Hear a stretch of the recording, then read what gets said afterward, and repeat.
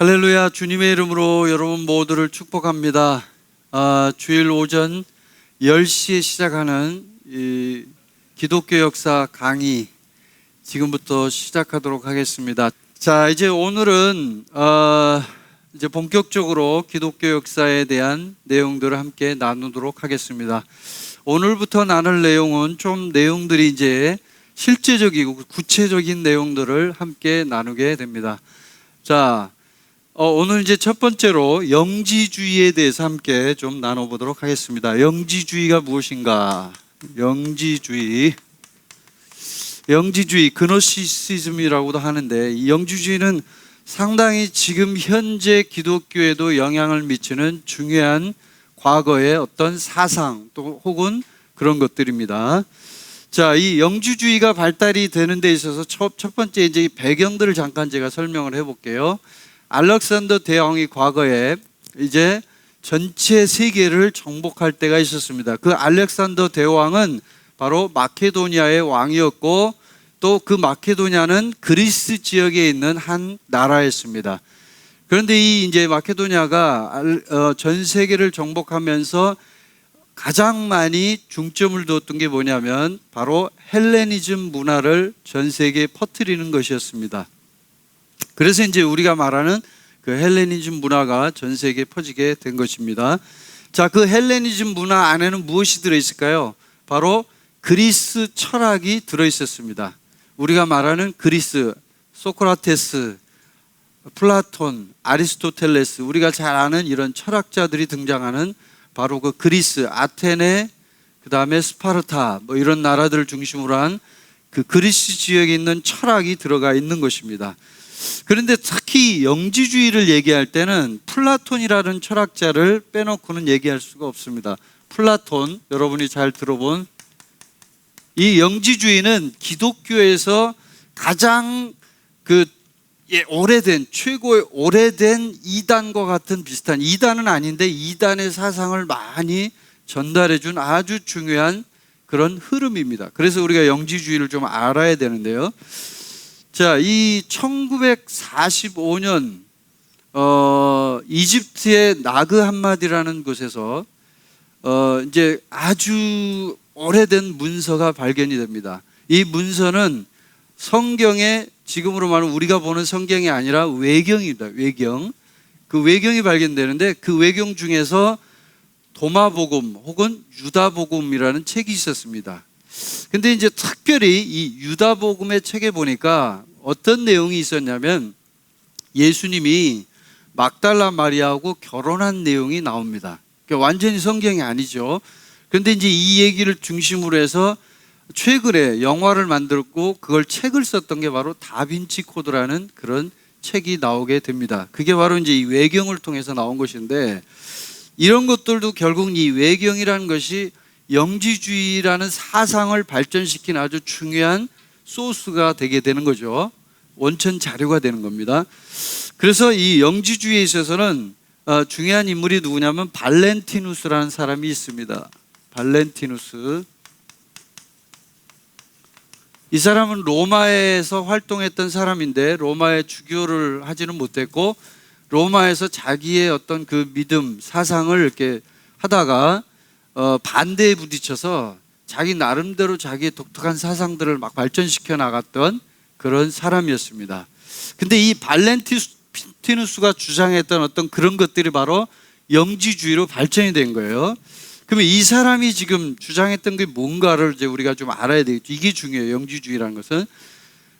결국은 이거는 좀 쉽게 얘기했을 때 자기 뜻대로 성경을 해석하는 것을 말합니다. 자기 마음대로 성경을 해석하는 거예요.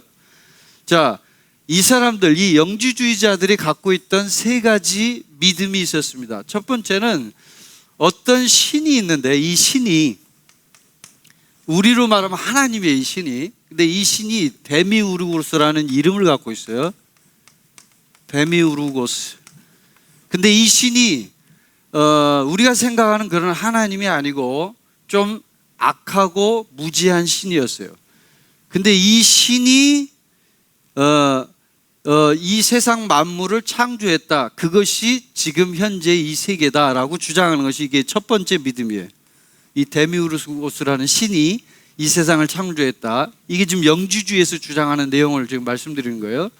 근데 이런 사상들이 지금 현재 기독교와 이단에도 지금까지도 연결돼 있어요. 상당히 중요합니다. 그래서 자, 두 번째, 인간은 이런 이 데미우르고스가 창조한 이 세상에 갇혀 있다.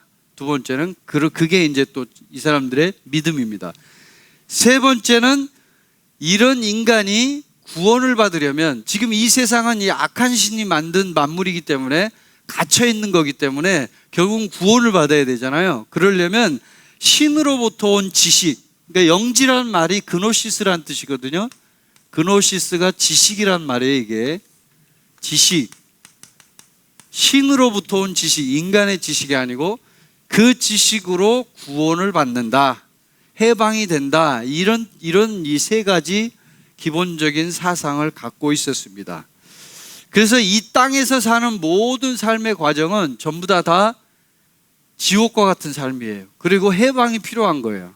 그게 영지주의의 이제 주장이고, 영지주의는 대표적으로 여러분이 알아야 될 게 플라톤의 이원론이라는 말이 있거든요. 이원론. 이 세상을 두 개로 나눠요. 영의 세계와 육의 세계로.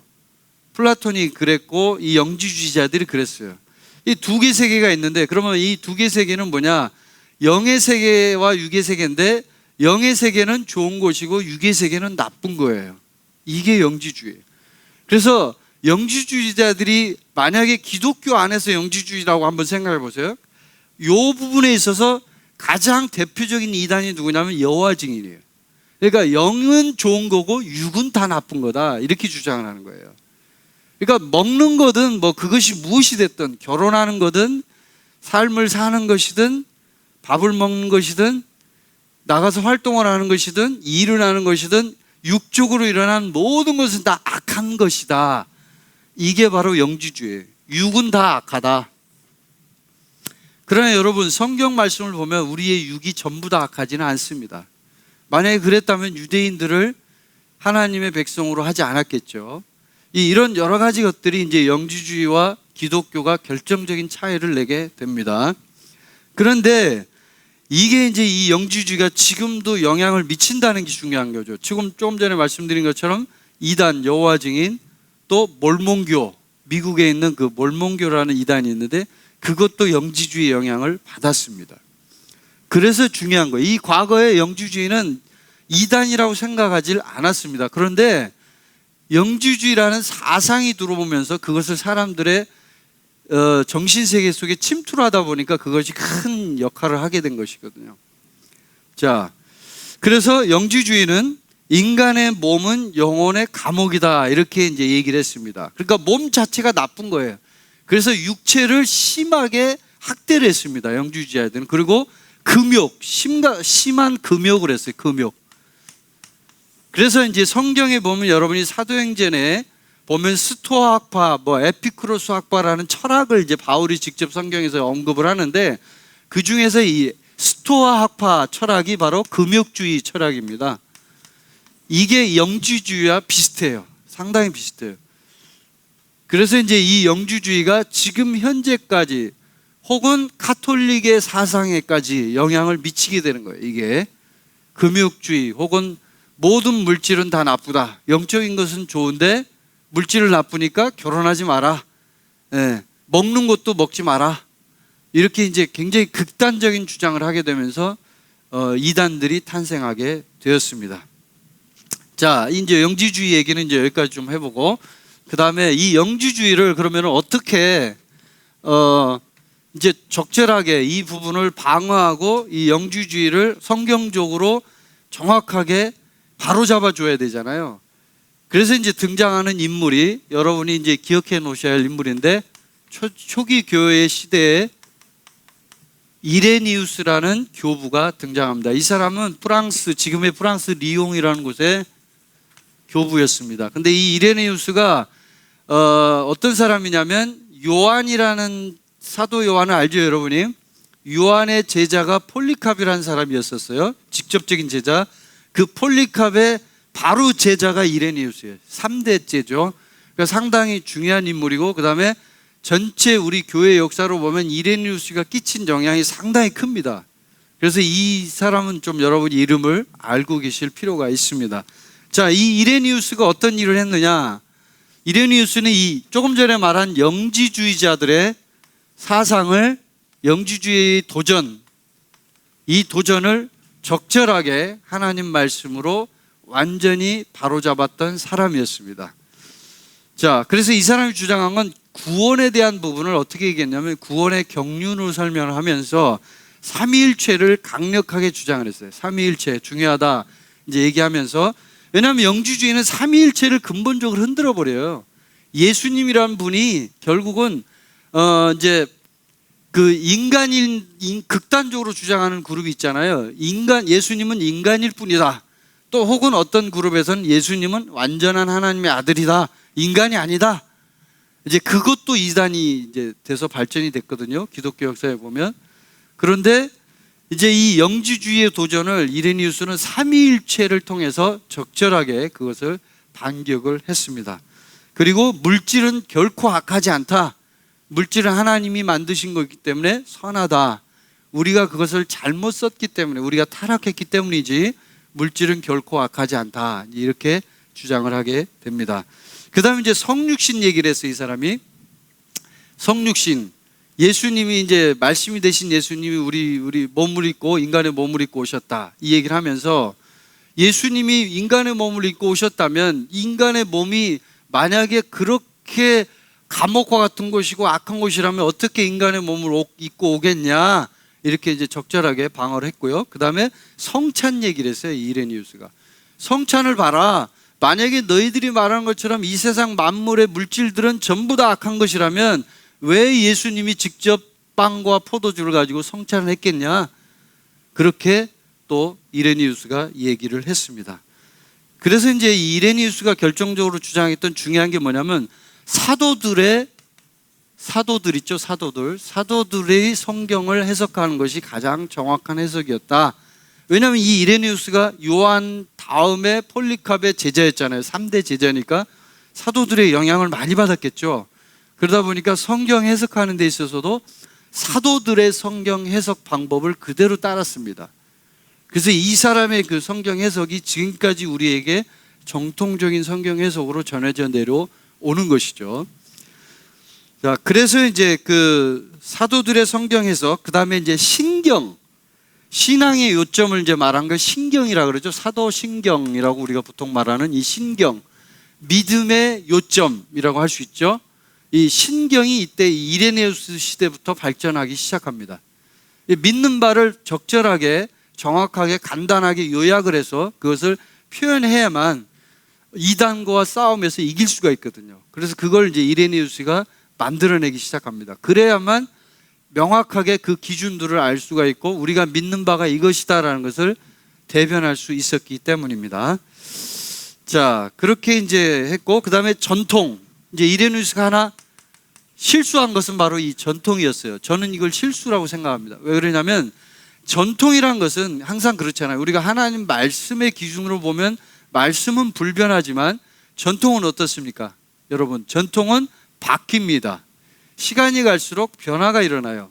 근데 이제 이레누스 당시에는, 그 당시에는 이제 전통이라는 것이 별게 없었잖아요. 카톨릭이라는 종교가 없었기 때문에 이레누스 입장에서는 전통이 중요했던 거예요. 그래서 사도들의 전통을 따라서 우리가 가야 한다. 그러면 안전하다라고 이야기를 했습니다. 자, 그 다음에 이제 하나 중요한 게 있어요. 이레니우스가 했던 일 중에, 이제 이건 여러분이 좀 알고 계시면 좋은데, 성경을 정경으로 만드는 것, 정경. 지금 우리가 말하는 성경 66권을 만든 것은 굉장히 신비로운 하나님의 아주 놀라운 작품이에요, 작품. 우리가 이 성경 66권을 성경이라고 하고 우리가 읽고 있으니까 성경인 줄 알지만요, 과거의 성경을 정경으로 만드는 이 과정에서는 상당히 복잡하고 많은 일들이 있었습니다. 이제 그 이야기는 조금 나중에 이제 제가 또 한번 이야기할 수 있는 시간을 갖도록 하겠습니다. 이 정경에 있어서 이레니우스는 상당히 중요한 역할을 하게 됩니다. 어떤 역할을 했냐면 이레니우스는 이렇게 얘기했어요. 이 정경의 과정은 권위를 강요하는 것이 아니다. 성경은 권위가 있잖아요. 권위. 이 권위, 근데 우리가 일반적으로 생각할 때는 성경의 권위를 강요했다라고 생각을 해요. 성경을 비판하는 사람들은. 근데 이레니우스는 뭐라고 했냐면 권위를 인정한 것이다. 왜? 하나님께서 이미 사도들을 통해서 사도들의 입으로 또 사도들이 볼 때 이것은 성경이다라는 것을 명백하게 증명하고 그것을 인정했다는 거예요. 이미 성경으로 널리 쓰이고 활용하고 있었기 때문에 이것은 누가 봐도 하나님의 말씀이다라는 것을 후에 인정해 주는 것이다 라고 이레니우스는 주장을 했습니다. 그런데 이제 다른 학자들은 어떻게 주장했냐면 성경의 권위를 강요했어요. 심지어 이제 그래서 여러분이 그 에피소드로 많이 제가 말씀드렸던 마틴 루터, 종교개혁 시대 마틴 루터는 야고보서 같은 서신을 지푸라기 서신이다. 그래서 이거를 정경에서 빼야 된다라고까지 심지어는 주장을 했습니다. 그러나 이레니우스는 그렇지 않았어요. 성경은 어디까지나 하나님이 섭리적으로 그러니까 아주 그 초자연적인 역사로 하나님이 인정하시기 때문에 우리는 권위를 인정하는 것이다. 권위를 우리가 강요하는 게 아니다. 이것을 주장한 것이 이레니우스의 대표적인 그런 주장이었습니다. 이거 여러분이 알고 있어야 돼요. 또 이것이 굉장히 그 정경을 만드는 과정에서 중요한 원칙이 됩니다. 자, 이제 이런 일들을 했고요. 그 다음으로 이제 살펴볼 이제 마지막으로 인물이 하나 있어요. 이레니우스는 이제 그런 역할들을 했고, 자, 오리게네스라는 사람을 여러분이 한번 기억해 봐야 됩니다. 오리게네스. 자, 이 오리게네스는 과거에 이제 그 알렉산더 대왕이 만든 도시 중에 알렉산드리아라는 도시가 있었어요. 여러분이 이제 좀 이 도시 이름은 좀 알고 계셔야 되는데, 알렉산드리아는 북아프리카의 그 끝에 있는 도시입니다. 근데 이 알렉산드리아가 왜 중요하냐면 그 당시에 수많은 철학자들, 그 다음에 신학 연구하는 사람들, 뭐 소위 말하면 지금으로 말하면 지식인들이 전부 다 여기에 모였어요. 여기에 모여가지고 성경 연구하고 철학을 서로 막 이야기하고 하던 그런 이제 중요한 도시였는데, 이 알렉산드리아에 살고 있던 사람이 바로 이 오리게네스입니다. 오리게네스는 이제 그 헥사플라라는 6개 언어의 대조 성경을 만들기도 했고요. 그 다음에 70인역 성경을 더 발전시킨 사람이기도 합니다. 여러분이 그 제가 한번 말씀드렸는데 70인역 성경 들어보셨죠? 이거는 이제 예수님이 탄생하기 전에 프톨레미 왕조 때 제가 지난 시간에 말씀드렸던 프톨레미 시대, 그 시대입니다. 그러니까 예수님 탄생하기 전에 약 한 300년, 400년 전입니다. 알렉산더 대왕이 죽고 나서 바로 4명의 장군이 나라를 4개로 쪼개가지고 이제 만들어요. 근데 그 중에서 이집트 지역의 왕으로 했던 그 장군의 이름이 프톨레미였습니다. 그 프톨레미가 이제 왕조를 열어서 이제 쭉 시작을 했는데, 그 왕 중에 프톨레미 그 왕이 이 70인역 성경을 만들으라고 시킵니다. 유대에서 70명의 학자를 불러다가 성경을 히브리어잖아요, 원래가. 히브리어를 헬라어로 번역을 해라. 왜냐하면 그 당시에 전 세계 공용어는 그리스어, 헬라어였습니다. 그게 이제 70인역 성경이에요. 근데 이 성경을 더 발전시켰고, 그 다음에 오리게네스가 6개 언어의 대조 성경, 헥사플라라는 성경을 만들기도 했습니다. 자, 근데 이 오리겐이 했던 일 중에 중요한 게 하나 있어요. 영지주의와 관련이 있어요, 이것도. 플라톤의 철학과 성경을 조화를 하려고 노력을 했어요, 이 사람이. 플라톤의 철학과 성경 해석을 연결을 시켰어요. 이게 이제 지금까지 이어져 오는 거예요. 이게. 이 오리게네스라는 인물이 그만큼, 그래서 지금 현재 철학, 현재 신학, 우리가 지금 신학 공부하시는 분들은 이제 알아요. 신학 공부에 있어서 칼뱅이라고 하는 인물은 굉장히 중요한 사람이에요. 근데 그 칼뱅한테 영향을 미쳤다고 볼 수 있어요, 이 오리게네스가. 자, 그래서 이제 오리게네스는 플라톤 철학과 함께 연결시켜서 그것을 성경을 연결시키려고 했어요. 왜 그러냐면 그 당시에 알렉산드리아에는 필론이라는 사람이 있었는데, 이 사람이 유대인인데 유대인임에도 불구하고 철학과 성경을 연결시켰어요. 그래서 이제 그것이 굉장히 많이 퍼지게 됐는데, 이 오리게네스하고 비슷하게 알렉산드리아에 살았던 클레멘스라는 사람이 있었는데, 이 사람도 이 어떤 주장을 했냐면, 히브리 사고방식은 그리스 사람에겐 통하지 않는다.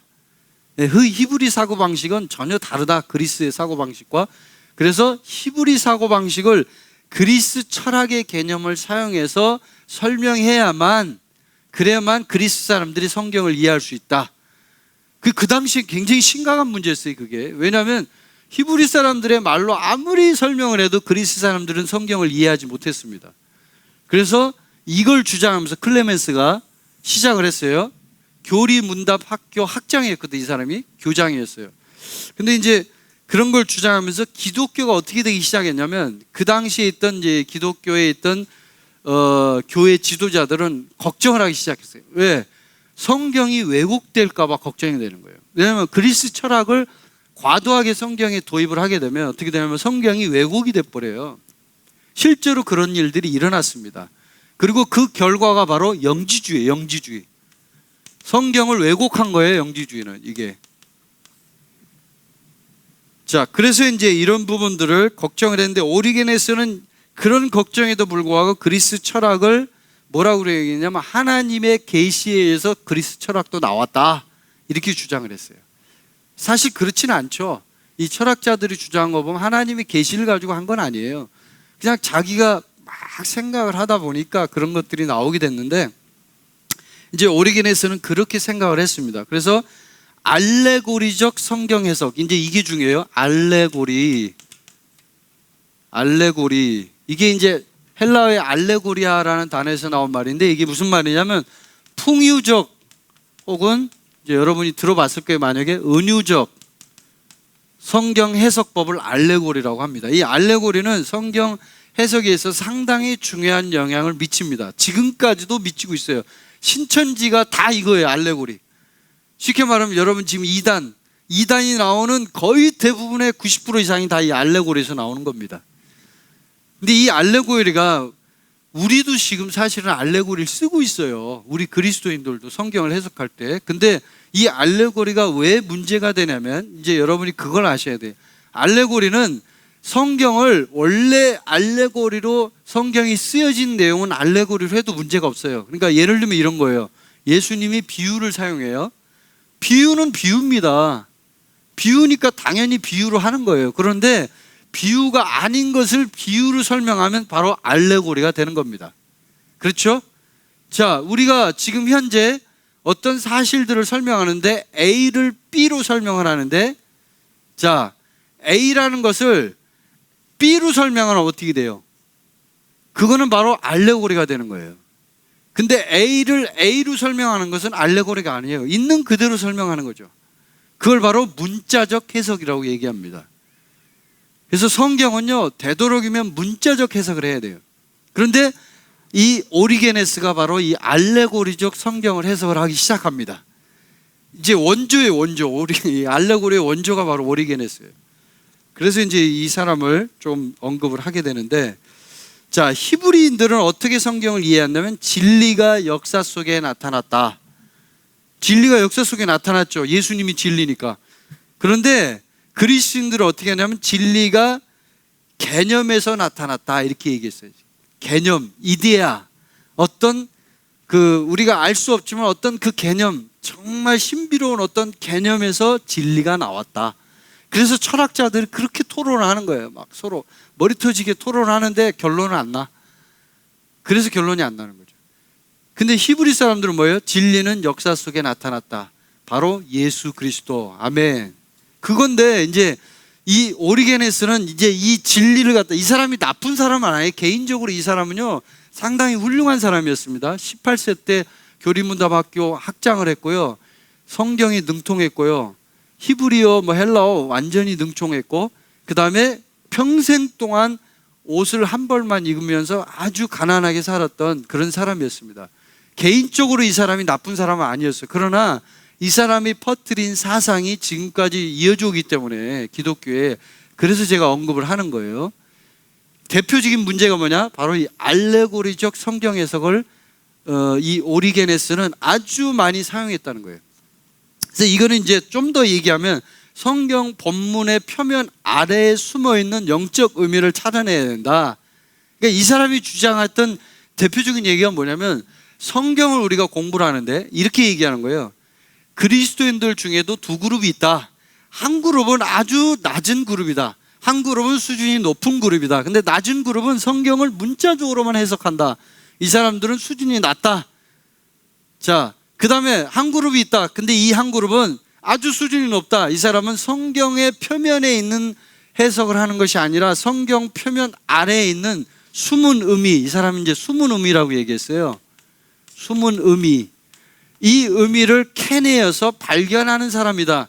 그 사람이 영적으로 수준 높은 사람이다 라고 얘기했어요. 근데 저는 이 이야기가 지금 이 시대까지 수많은 그리스도인들에게 어마어마한 폐해를 가져왔다고 저는 생각합니다. 왜냐하면 하나님의 말씀은 우리에게 쓰여진 편지예요. 그러면 있는 그대로 해석하는 것이 가장 좋은 것입니다. 사실은 그것이 결코 수준이 낮은 것이 아닙니다.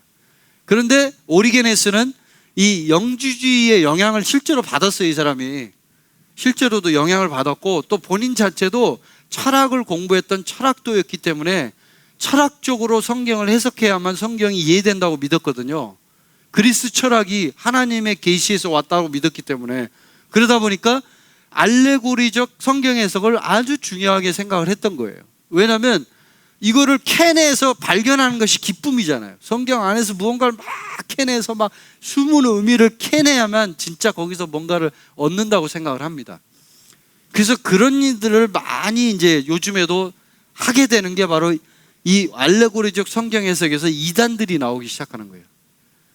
이제 알레고리의 가장 중요한 문제는 뭐냐면 문제 해결을 위해서 플라톤의 개념을 사용을 했어요. 플라톤의 개념이란 건 뭐냐면 플라톤은 아까 말한 것처럼 어떤 속에 있는 이데아의 개념의 의미를 끄집어내야 된다라고 얘기를 하는 거거든요. 그리스 사람들은 그 끄집어내려면 어떻게 해야 되냐면 철학을 해야 된다는 거예요. 생각을 깊이 하고 거기서 막 뭔가를 자꾸 발견해낼 수 있도록 노력해야 된다는 얘기예요. 근데 이제 그런 것들이 히브리적 사고방식에서는 전혀 다른 얘기예요. 히브리인들은 말씀을 거기서 막 철학적으로 끄집어내려고 하지 않습니다. 히브리인들은 말씀을 지키려고 하지 말씀을 사고하고 평가하고 그것을 막 이렇게 철학적으로 그렇게 하는 사람들이 아니에요. 그러다 보니까 이제 이 헬라 철학이 오리게네스로부터 시작돼서 지금까지 신학에 물들어 있는 거예요. 나중에는 그것이 이제 토마스 아퀴나스를 통해서 막 발전이 되고 스콜라 철학이 되고 뒤에 이제 그 칼빈까지 영향을 주게 되고 뭐 이렇게 이제 쭉 이어져 오게 된 거죠. 그래서 이제 이 오리게네스라는 인물이 중요한 인물이 인 거죠. 이 인물을 이제 알아야만 그렇구나 이렇게 이제 철학이 성경 말씀 속에 침투해 들어왔구나 하는 것을 우리가 알게 되는 겁니다. 자, 그래서 이제 마지막으로 여러분에게 제가 부탁드리고 오늘 세 가지를 말씀드렸는데 이제 마무리를 좀 하겠습니다. 영지주의는 아주 무서운 이단을 만들어냈습니다. 결코 이 세상은 영과 육으로 나눠져 있는 그것은 이제 영과 육으로 나눠져 있는 건 맞아요. 근데 영은 좋고 육은 나쁘다 이렇게 이분법적으로 해석할 문제가 아니에요. 하나님은 모든 물질도 선하다고 하셨어요. 그렇죠? 믿음으로 먹으면 다 좋은 것이다라고 성경을 표현하고 있잖아요. 그런데 왜 물질은 다 악하다고 얘기합니까? 이게 영지주의예요. 결혼도 하지 마라. 모든 먹는 것도 나쁘다. 금식해라. 막 이렇게 주장한 게 영지주의거든요. 그 영지주의의 대표적인 인물이 오리게네스예요. 그리고 오리게네스가 만들어낸 게 알레고리 성경 해석이에요. 그래서 이것을 적절하게 하나님 말씀으로 반격하고 반론을 제기해서 바로잡았던 인물이 누구라고요? 이레니우스, 폴리캅의 제자. 이레니우스가 이제 기독교 역사에 상당한 공헌을 했죠. 이게 교부입니다. 교부. 지금 이게 이제 초기 교회 시대의 역사 중에 한 토막을 지금 얘기하고 있는 거예요. 그래서 오늘은 이제 이 세 사람, 그 세 가지 이야기, 두 사람은 두 명이고 영주주의에 대한 얘기를 했는데 이분을 설명하면서 여러분이 오늘 이제 하나 딱 정리해야 될 것은 성경은 결코 우리 마음대로 해석하는 책이 아니다 하는 것을 기억하시고 성경은 있는 그대로 보는 책이다. 알레고리를 해야 될 때는 따로 있어요. 그때만 알레고리를 하는 거예요. 알레고리라는 것도 필요합니다. 때를 따라서는. 그러나 성경 전체를 알레고리를 하라는 게 아니에요. 거기서부터 이단이 발생하고 수많은 문제가 발생하게 됩니다. 이제 이것을 여러분이 기억하시면 오늘 굉장히 중요한 것들을 여러분이 알고 지나가시게 된다고 저는 믿습니다. 자, 여기까지 마치겠습니다. 잠깐 기도하겠습니다.